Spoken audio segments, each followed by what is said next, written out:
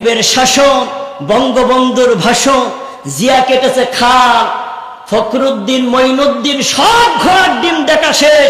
আগামীতে দেখতে চাই আল্লাহর কোরআন দ্বারা রাষ্ট্র চললে কেমন হয়, ঠিক কিনা বলে? এই মত আর এই পথে রাজি যারা যারা, দুটি হাত টান টান করে আল্লাহকে দেখান তারা তারা। সম্মানিত ভাইরা আমার, বলুন তো এই কোরআন শুধুমাত্র কি ঝাড়ফুঁক করার জন্য আসছে? এই কোরআন শুধুমাত্র কি আজকে এশার নামাজ পড়লাম এই জন্য আসছে? এই কোরআন মাগরিবের নামাজ আদায় হবে এই জন্য আসছে? এই কোরআন ফজরের নামাজ আদায় হবে এই জন্য আসছে? এই কোরআন রমজান মাসে হাফেজে কোরআনরা তারা খতমে কোরআন পড়াবে এই জন্য আসছে? না, এই কোরআন আসছে পৃথিবীর জমিনে যত সমস্যা রয়েছে সব সমস্যা সমাধান করার জন্য। জোরে বলেন সুবহানাল্লাহ। কোরআন আসছে সব সমস্যার সমাধান করার জন্য। আজকের আমার আলোচনার মূল বক্তব্য, সব সমস্যার সমাধান কথা বলেন দিতে পারে আল কোরআন।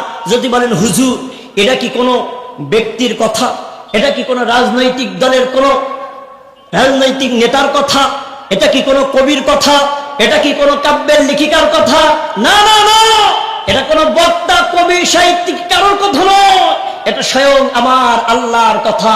আল্লাহ বলতেছেন ওয়ানাজ্জালনা আলাইকাল কিতাব, এই কোরআন আমি এজন্য নাজিল করেছি তিবয়ানাল লিকুল্লি শাই, পৃথিবীর জমিনে যত সমস্যা আসবে সব সমস্যার সমাধান দিতে পারে আল কোরআন। সবাই বলেন সব সমস্যার সমাধান দিতে পারে আল কোরআন। এটা কি আপনার আমার বিশ্বাস হয়? বিশ্বাস হয় ভাই? যদি বিশ্বাস না হয় একটু আমার দিকে লক্ষ্য করুন। এই কোরআন পৃথিবীর জমিনে আসছে সব সমস্যার সমাধান দেওয়ার জন্য। যদি বলেন হুজুর হোয়াট ইজ ইওর ডকুমেন্ট, আপনার ডকুমেন্টটা কি? কোরআন আসছে সব সমস্যার সমাধান দেওয়ার জন্য। এখান থেকে কয়েক বছর আগের ইরাকের বাগদাদ নগরীর একটা ঘটনা যদি আমি আপনাদের সম্মুখে তুলে ধরি, তাহলে বুঝতে আপনার আমার সুবিধা হবে, আপনার আমার জন্য সহজ হবে। আল্লাহর কোরআন আসছে পৃথিবীর জমিনে কেবলমাত্র একমাত্র সব সমস্যা নির্মূল করার জন্য। ইরাকের বাগদাদ নগরীর একজন মহিলা ইন্তেকাল করেছে। সমস্ত মানুষজন সবাই চলে গিয়েছে, মহিলার ইন্তেকাল হয়ে গিয়েছে, গোসল করানো হবে, দাফন কাফন সবকিছু সম্পূর্ণ করা হবে। মহিলাটির ইন্তেকাল হয়ে গেল। এলাকার মরল মাতব্বর এক এক করতে করতে সবাই চলে আসছে। গোসল দেওয়ার জন্য মশারি টানানো হয়ে গিয়েছে, গোসল দেওয়া হবে। গোসল দিতে দিতে গোসল দেনেওয়ালা মহিলা যিনি ছিলেন, যিনি ডলে ডলে গোসল দিচ্ছেন, প্রায় গোসল শেষের দিকে, এক পর্যায়ে গোসল দেওয়ার শেষ মুহূর্তে গোসল দেনেওয়ালা ওই মহিলার হাত ইরাকের ওই বাগদাদ নগরীর মৃত মহিলার রানের সাথে লেগে গিয়েছে। যিনি গোসল দিচ্ছেন ওনার হাত ইরাকের বাগদাদ নগরী ওই মৃত মহিলা রানের সাথে লেগে গিয়েছে। কি করা যায়? সবাই মিলে ছুটানোর চেষ্টা করছে, এত টানে সরে না। কেউ লাশে ধরলো, কেউ মহিলার হাতটিকে ধরলো, দুই দিক থেকে টানাটানি শুরু করলো, কিন্তু মাগার হাত ছোটে না। কি করা যায়? হাতের সাথে রশি বেঁধে দিয়েছে, একদিকে লাশ, অপরদিকে এই মহিলার রশি ধরে টানতেছে দুই দিক থেকে, তারপরও ছুটানো যাচ্ছে না। ঠিক ওই মুহূর্তে ইরাকের বাগদাদের সবচাইতে যিনি মুফতি ছিলেন, ওই মুফতি সাহেব ফতোয়া দিয়ে দিলেন, যেহেতু অনেকক্ষণ হয়ে গিয়েছে আর লাশটিকে যদি আমরা দাফন সম্পূর্ণ না করতে পারি লাশটির কি অবস্থা হবে, সুতরাং এখন আমি ফয়সালা দিয়ে দিলাম এই জীবিত মহিলার হাতটি তার কবজি থেকে কাটা হোক, আর মৃত মহিলার লাশটিকে এই কবজি সহ লাশটি দাফন করে দেওয়া হোক। ঠিক ওই মুহূর্তে সব জায়গায় খবর পৌঁছে গিয়েছে। কি খবর পৌঁছে গিয়েছে? মৃত মহিলার লাশের সাথে জীবিত মহিলার হাতটি লেগে গিয়েছে, এই খবর পৌঁছে গিয়েছে। যে যত মানুষকে বলেছেন, মানুষের কানে কানে এই খবরটা যখন পৌঁছে গিয়েছে, সবাই এক এক করতে করতে ওই মহিলার বাড়িতে এসে উপস্থিত হয়ে গিয়েছে। ঠিক ওই মুহূর্তে ইরাকের ওই বাগদাদ নগরীর 12 বছরের একজন ছাত্র যিনি ছিলেন, যার মাযহাবের আমরা অনুসরণ করি, ইমামে আজম আবু হানিফা তখন ইরাকের বাগদাদ নগরীর মাদ্রাসার 12 বছরের ছাত্র। জোরে বলেন সুবহানাল্লাহ। কয় বছরের ছাত্র? 12 বছরের ছাত্র। সবাই দেখতেছে, ও ছাত্র আসছে, ডাক দিয়ে বলতেছে, হুজুর আপনি যে একটা ফয়সালা দিয়েছেন, মুফতিকে ডাক দিয়ে বলছে, হুজুর আপনি যে একটা ফয়সালা দিয়েছেন, আমার কেন যেন মনে হচ্ছে এই ফয়সালাটা আল্লাহর কোরআন দ্বারা হয় না। হুজুর বলছে, কি? আমি তোর ওস্তাদ আর তুই কিনা 12 বছরের ছাত্র, তুই বলিস আমার আজকের মাসআলাটা, আজকের ফয়সালাটা আল্লাহর কোরআন দ্বারা হয় না, তুই আমার চাইতে বেশি বুঝিস?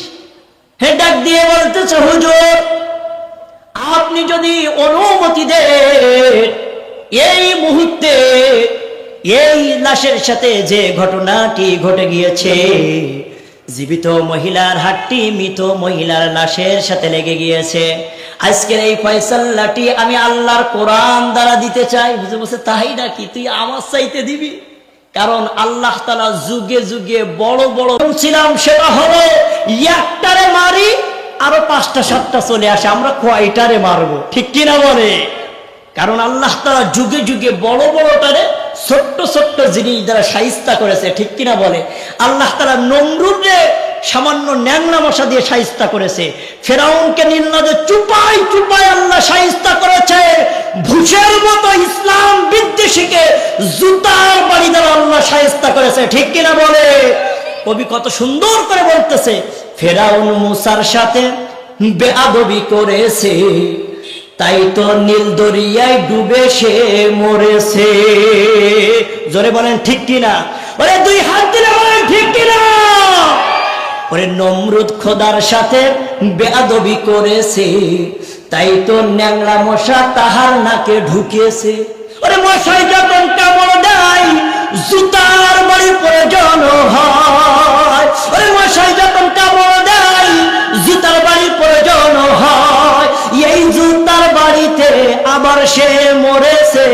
কথা কয় না? জোরে বলেন ঠিক কিনা? ওরে ইসলামেরই শত্রু সব হয়ে যা সাবধান, নইলে জুতার বাড়ি খাবি, হারাবি সম্মান। ওরে ইসলামের সাথে ঘুষ বেয়াদবি করেছে, তাই তো সাংবাদিকের জুতার বাড়ি খেয়েছে। এই জুতা আবার কিন্তু সবচেয়ে দামি হয়েছে, ইসলামের শত্রু সব হয়ে যা সাবধান, নইলে জুতার বাড়ি খাবি, হারাবি সম্মান। কথা বলেন ঠিক না বেঠিক?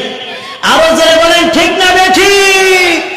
আমরা আমাদের জীবন দিতে চাই, সন্তানকে এতিম করতে চাই, স্ত্রীকে বিধবা করতে চাই, কিন্তু আল্লাহর কোরআনকে নিয়ে, আল্লাহকে নিয়ে, আল্লাহ রাসূলকে নিয়ে যারা অবমাননা করবে আমরা তাদেরকে ছাড় দিতে চাই না, ছাড় দিতে চাই না। ঠিক কিনা বলেন মুসলমান? আমার ভাইরা, কারণ কোরআন আসছে আমাদের সব সমস্যা নির্মূল করে দেওয়ার জন্য। জোরে বলেন ঠিক কিনা?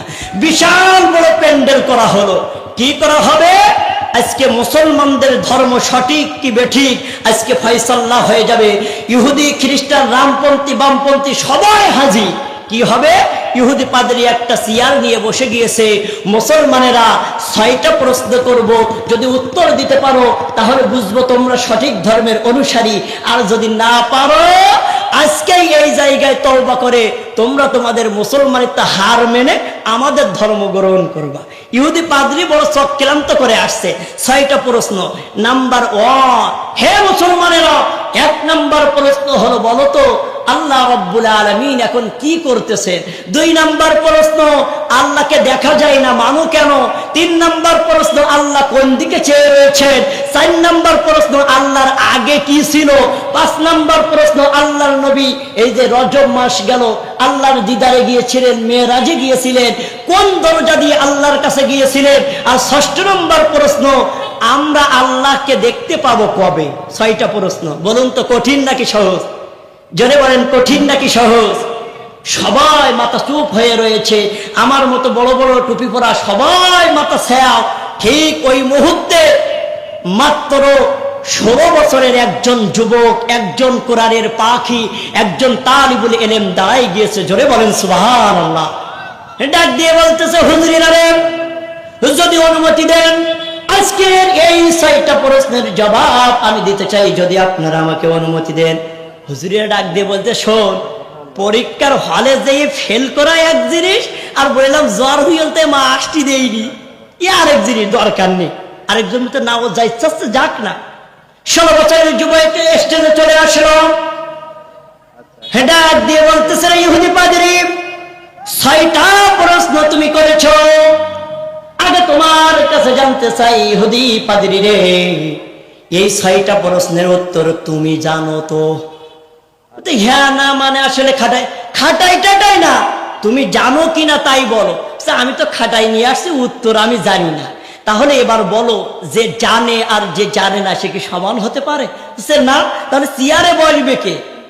পাদ্রী চিন্তা করেছে, ছোট্ট বালক কিছু করতে পারবে না, এ দেখতে আসলেই জিনিস। তাহলে তুমি এসো। 16 বছরের যুবক স্টেজের মধ্যে চেয়ারে বসে গিয়েছে, পাদ্রী আস্তে করে নেমে গিয়েছে, ডাক দিয়ে বলতেছে, শোনো যুবক, তুমি মনে করো না কৌশলে চেয়ারে বসছো, কিন্তু এটা মনে করো না 6টা প্রশ্নের উত্তর তুমি পেরে যাবা। বলো তো? হ্যাঁ, তুমি প্রশ্ন করো। 1 নাম্বার প্রশ্ন হলো, এরে যুবক, আল্লাহ রব্বুল আলামিন এখন কি করতেছে? বলো বলো যুবক, বলে দাও। 16 বছরের যুবক এবার ডাক দিয়ে বলতেছে, ইহুদি পাদ্রী, তাহলে শোন, আল্লাহ রব্বুল আলামিন এখন তোর মতন ইহুদি নাস্তিক, তোর মতন ইহুদিকে আমার আল্লাহ চেয়ার থেকে নামায়ে আমার মতো মুসলিম 16 বছরের যুবককে আমার আল্লাহ চেয়ারের মধ্যে বসাই দিয়েছে। আরো জোরে বলেন সুবহানাল্লাহ। পাদ্রী বলতে, একটা পেরেছো, এখনো 6টা, এখনো 5টা বাকি। হ্যাঁ ঠিক আছে কর, কারণ যুবকদের ইসলাম পন্থীদের ইমান